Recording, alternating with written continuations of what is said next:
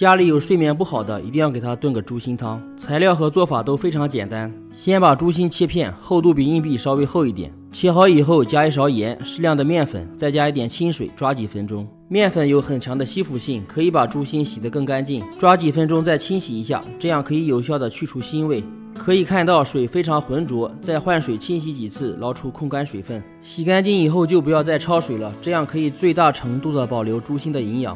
再往砂锅里放几片生姜，适量的小葱段，准备一包菌汤包，提前加温水浸泡10分钟。里面有7种食材，营养价值很高。清洗干净以后，直接倒砂锅里，再往里面加满水，盖上锅盖，小火慢炖45分钟。